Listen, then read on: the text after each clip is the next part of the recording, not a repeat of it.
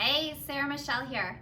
Let's talk today about creating a tantric space in your bedroom and what that means. So a tantric space is incorporating the five senses. And this is really important, one, because you'll experience more pleasure, but also because the sensual aspect of life, like literally feeling through the world with your five senses, is feminine. It's a feminine energy. So not only is it a gift to yourself to be in your feminine, if you have a natural feminine essence, it's a gift to the masculine, because men in their masculine don't experience this sort of pleasure often on their own. Most of the time they're experiencing it through women, through their partners. So, creating the space, we're going to incorporate the five senses. First, we're going to start with sight. Make sure the space is cleaned up. Make sure it feels, looks, messing up my senses here. Make sure that it looks beautiful and inviting, right? You can also incorporate look with lingerie. I find that a lot of men don't care for lingerie.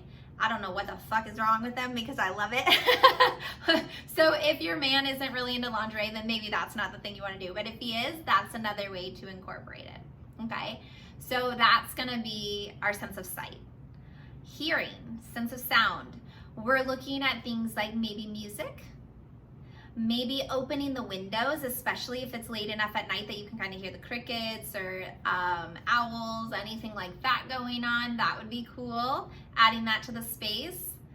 And then we've got smell.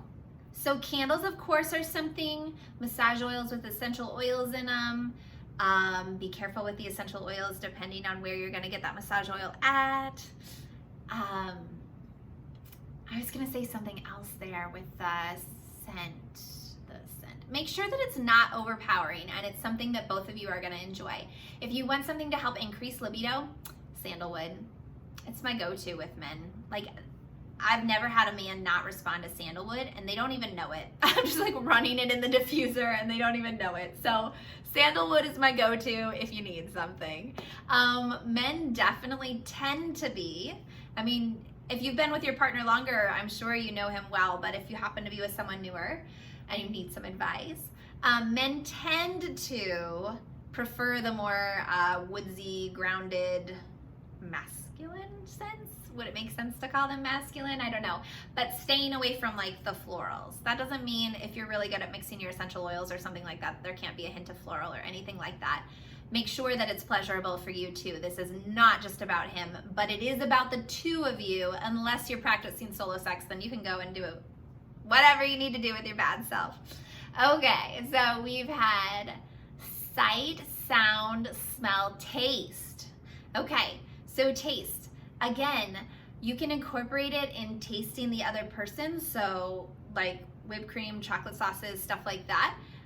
Of course, watch where that's going, because your vaginal flora can't handle a whole lot of sugar. So if you're gonna let that happen down in that area, definitely make sure that you're cleaning up afterwards. Do not be sleeping with that on or anything like that. I don't even honestly recommend it in the first place, but if you want to, just be conscious of the fact that that might happen.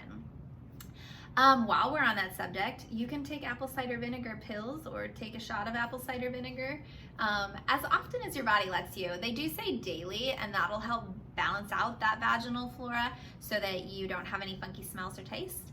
However, I find that that's far too acidic for my body, so I do not take it that often. I only take it when I notice something being off balance. So feel into that yourself. Maybe talk to your gynecologist. Figure that out for yourself, but just a little random tip there. So taste could be that way. Taste could also be bringing your favorite drinks to the bedroom. Maybe you're someone who likes a mixed drink or wine. Maybe you're someone who wants tea. I mean, that seems a little subdued for the bedroom, but it's possible, you know? You can bring taste in that way. You can bring taste in through food. One of my favorite things to do is I have like little pieces of individually wrapped chocolates in my room to have one of those after climax. I love that. One time I was doing that with a guy and I actually had it in my mouth, and then we were kind of like playfully putting it back and forth to each other. We were sharing it and it was very intimate. It was very fun, very playful. So there's lots of ways to incorporate taste there. We've also got touch. So obviously you're touching, right? If you're having sex with someone else. But you can incorporate this with massage if you want to. Scratching someone's back, like scratching, tickling, not necessarily being too crazy yet because we're setting up the space. Touch can be that way. You can also incorporate touch through different textures. So having silk scarves, having a fuzzy blanket or a furry blanket, even having like hot or cold will be that way. So maybe having ice chips in your mouth if you're gonna go down on him, if that's something he likes. Some men like hot, some men like cold, whatever. You'd have to talk to your partner and figure out what feels good and works for them.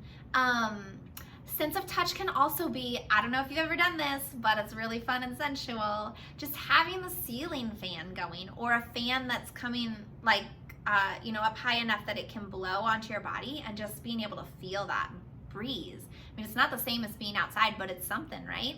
So that's a possibility too. Let's see what we've done so far. I feel like I still have one more sense to go. We started with sight, right? And then we went to sound, smell, taste, touch. We did all 5.